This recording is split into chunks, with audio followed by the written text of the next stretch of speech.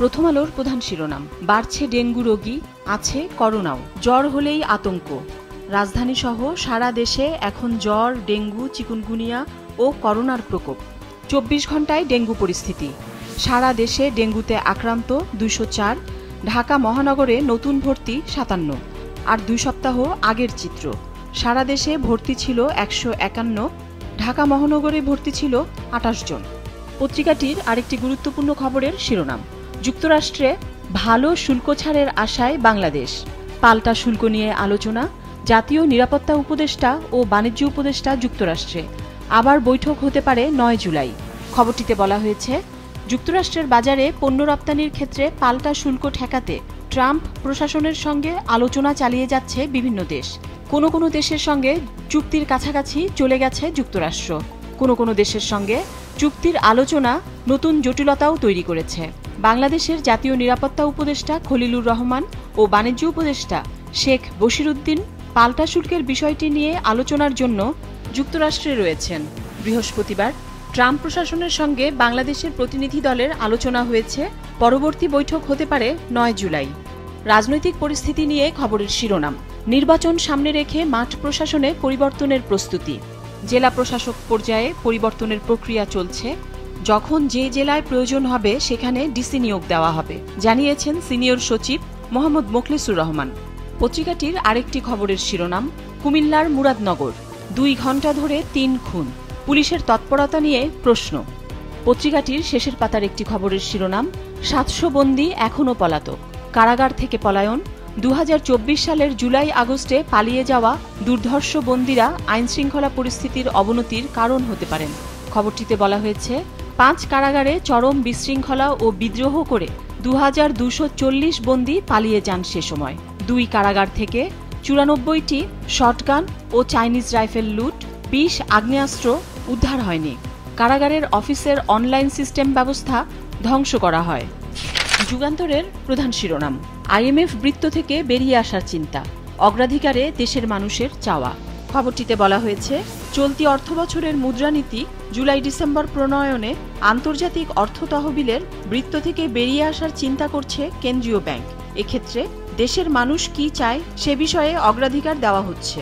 নতুন মুদ্রানীতি ঘোষণা করা হবে জুলাইয়ের শেষ দিকে। এখন থেকে বাংলাদেশ ব্যাংক প্রস্তুতি শুরু করেছে। দেশের রাজনৈতিক পরিস্থিতি নিয়ে খবরের শিরোনাম, আসন সমঝোতার নিশ্চয়তা চায় মিত্র দলগুলো, বিএনপির লিয়াজো কমিটির সঙ্গে বৈঠক।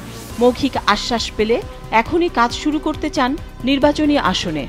আরেকটি খবরের শিরোনাম, জুলাই ঘোষণাপত্র নিয়ে টালবাহানা করা হচ্ছে, এনসিপির সমাবেশে নাহিদ ইসলাম। পত্রিকাটির আরেকটি গুরুত্বপূর্ণ খবর, পদোন্নতি ও পদায়ন নিয়ে বাড়ছে অসন্তোষ, প্রশাসনে সচিবসহ নানা পর্যায়ে পদ শূন্য। সমকালের প্রধান শিরোনাম, কৃষকের গোলা খালি হওয়ার পর চড়ছে চালের বাজার, বোরোর উৎপাদনের সঙ্গে বাজারের মিল নেই। খবরটিতে বলা হয়েছে, ভরা মৌসুমে যখন দাম কমে যাওয়ার কথা তখনই চালের বাজার উল্টো পথে। রাজধানী সহ সারা দেশের বাজারে হঠাৎ কেজি প্রতি 4 থেকে 5 টাকা পর্যন্ত বেড়েছে বিভিন্ন জাতের চালের দাম। এতে সাধারণ ভোক্তা যেমন চাপের মুখে পড়েছেন, তেমনি হতাশ কৃষকরাও। এখন চালের বাজার ঊর্ধ্বমুখী দেখে অনেক কৃষক মনে করছেন তারা ঠকেছেন। এই পরিস্থিতিতে আবারও সামনে এসেছে সিন্ডিকেট ও কর্পোরেট দখল। একই বিষয়ের আরেকটি শিরোনাম, কার্ড কৃষকের, গুদামে ধান দেন মিলার নেতারা। দেশের স্বাস্থ্য পরিস্থিতি নিয়ে শিরোনাম, ডেঙ্গু করোনা পরীক্ষায় বাড়তি অর্থ আদায়, সরকারের নির্দেশনা মানছে না কোনো প্রতিষ্ঠান, করোনায় 2000 টাকার পরীক্ষা 3000। খবরটিতে বলা হয়েছে, ডেঙ্গু করোনা পরীক্ষায় স্বাস্থ্য অধিদপ্তরের নির্দেশনা মানছে না রাজধানীর অধিকাংশ বেসরকারি হাসপাতাল, ক্লিনিক এবং ডায়াগনস্টিক সেন্টার। পরীক্ষায় অধিদপ্তরের বেঁধে দেওয়া মূল্যের চেয়ে অতিরিক্ত অর্থ আদায় করা হচ্ছে। পত্রিকাটির শেষের পাতার একটি খবরের শিরোনাম, মালয়েশিয়ায় গ্রেপ্তার বাংলাদেশিরা IS তহবিলে অর্থ পাঠাত। সংবাদ সম্মেলনে মালয়েশিয়ার পুলিশ প্রধানের দাবি, GMRB নামে সদস্য সংগ্রহ ও উগ্র প্রচার চালাত গ্রুপটি। হোয়াটসঅ্যাপ ও টেলিগ্রামে সদস্য সংগ্রহ এবং মতবাদ প্রচার। হোয়াটসঅ্যাপে সদস্য সংখ্যা 100 থেকে 150। খবরটিতে বলা হয়েছে, মালয়েশিয়ায় জঙ্গি সন্দেহে গ্রেপ্তার বাংলাদেশি কর্মীদের একটি চক্র সিরিয়া ও বাংলাদেশে ইসলামিক স্টেট বা IS এর সেলগুলোতে অর্থ পাঠাতো বলে দাবি করেছে দেশটির পুলিশ। মালয়েশিয়ার পুলিশ বলছে চক্রটি গেরাকান মিলিটান র্যাডিক্যাল বাংলাদেশ বা GMRB নামে পরিচিত। তারা হোয়াটসঅ্যাপ ও টেলিগ্রামের মতো অ্যাপে সদস্য সংগ্রহ এবং উগ্র মতবাদ প্রচার করত। দেশ রূপান্তরের শিরোনাম, যুক্তরাষ্ট্রের সঙ্গে শুল্ক চুক্তি নিয়ে অনিশ্চয়তা। 9 জুলাই কার্যকর হওয়ার কথা বাড়তি শুল্ক। পত্রিকাটির আরেকটি খবরের শিরোনাম, ইরানি তেল বাণিজ্যে ফের আঘাত যুক্তরাষ্ট্রের। দৈনিক কালবেলার প্রধান শিরোনাম, বিএনপির সামনে 5 কঠিন পরীক্ষা। চ্যালেঞ্জগুলো হলো জাতীয় সংসদ নির্বাচনের আগে স্থানীয় সরকার নির্বাচনের দাবি, দলের অভ্যন্তরীণ কোন্দল মেটানো, PR পদ্ধতিতে নির্বাচনের দাবি, সংস্কার নিয়ে চূড়ান্ত ঐকমত্যে না পৌঁছানো এবং ইসলামী দলগুলোর সম্ভাব্য জোট। দেশের অর্থনৈতিক পরিস্থিতি নিয়ে খবরের শিরোনাম, ব্যাংকে ফিরছে ঘরের টাকা, তারল্য বাড়বে। খবরটিতে বলা হয়েছে 2024 সালের আগস্টে সরকার পরিবর্তনের পর ব্যাংকিং খাতে আস্থা কিছুটা ফিরতে শুরু করেছে। এরই মধ্যে মানুষের হাতে থাকা নগদ টাকা আবার ব্যাংকে ফিরছে, যা দেশের অর্থনীতির জন্য ইতিবাচক। পত্রিকাটির আরেকটি গুরুত্বপূর্ণ খবরের শিরোনাম, দেশের টেলিযোগাযোগ খাতের লাইসেন্স কাঠামোর পুনর্বিন্যাসে অন্তর্বর্তীকালীন সরকারের করা খসড়া নীতিমালা নিয়ে বিতর্ক চলছে।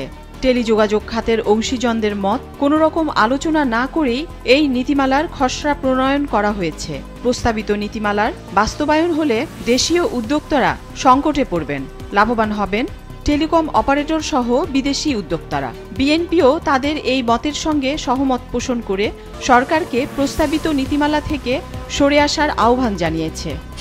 কালের কণ্ঠের প্রধান শিরোনাম, মব সন্ত্রাসে অতিষ্ঠ দেশ। 10 মাসে 300-র বেশি ঘটনায় নিহত 163 জন। জুনে 41 গণপিটুনির ঘটনায় নিহত 10, গুরুতর আহত 47। বেশিরভাগ ঘটনার আগে এলাকায় গুজব ছড়ানো হয়। থানায় ঢুকে পুলিশের ওপরও হামলা হয়েছে। পত্রিকাটির শেষের পাতার একটি খবরের শিরোনাম, বীর মুক্তিযোদ্ধাদের বিরুদ্ধে ভুয়া অভিযোগ করলে মামলা, দ্রুতই মন্ত্রণালয়ের প্রজ্ঞাপন। খবরে বলা হয়েছে, বীর মুক্তিযোদ্ধাদের বিরুদ্ধে করা অভিযোগ প্রমাণিত না হলে মিথ্যা অভিযোগকারীর বিরুদ্ধে শাস্তিমূলক ব্যবস্থা নেবে সরকার। মুক্তিযোদ্ধাদের বিরুদ্ধে উদ্দেশ্যপ্রণোদিত, ভিত্তিহীন, হয়রানিমূলক ও মিথ্যা অভিযোগকারীর বিরুদ্ধে প্রয়োজনে ফৌজদারি মামলা করা হবে, এমন হুঁশিয়ারি দিয়ে পরিপত্র জারি করতে মুক্তিযুদ্ধ বিষয়ক মন্ত্রণালয়ে সম্প্রতি চিঠি পাঠিয়েছে জাতীয় মুক্তিযোদ্ধা কাউন্সিল। দ্রুতই এ বিষয়ে প্রজ্ঞাপন জারি করতে যাচ্ছে মন্ত্রণালয়। বাংলাদেশ প্রতিদিনের প্রধান শিরোনাম, জিরো টলারেন্সে বিএনপি, অপরাধে জড়ালে কাউকেই ছাড় নয়, 4-5 হাজার নেতাকর্মীর বিরুদ্ধে নেওয়া হয়েছে ব্যবস্থা। পত্রিকাটির আরেকটি খবরের শিরোনাম, দেশের এই পরিস্থিতিতে কিসের নির্বাচন, জামায়াত আমির। খবরে বলা হয়েছে, এখন দেশের এই পরিস্থিতিতে কিসের নির্বাচন, আগে সুষ্ঠু পরিবেশ তৈরি করতে হবে, এমন মন্তব্য করেছেন জামায়াতে ইসলামের আমির ডা. শফিকুর রহমান। নীলফামারীর সৈয়দপুর বিমানবন্দরে গতকাল সাংবাদিকদের সঙ্গে আলাপকালে তিনি এই কথা বলেন। আজকের পত্রিকার প্রধান শিরোনাম, শিক্ষাক্রম পরিমার্জনের উদ্যোগ, এনসিটিবি 2027 সালে 6ষ্ঠ শ্রেণী দিয়ে শুরুর ইচ্ছা। পরিমার্জিত শিক্ষাক্রম তৈরির কাজ শুরু এনসিটিবির।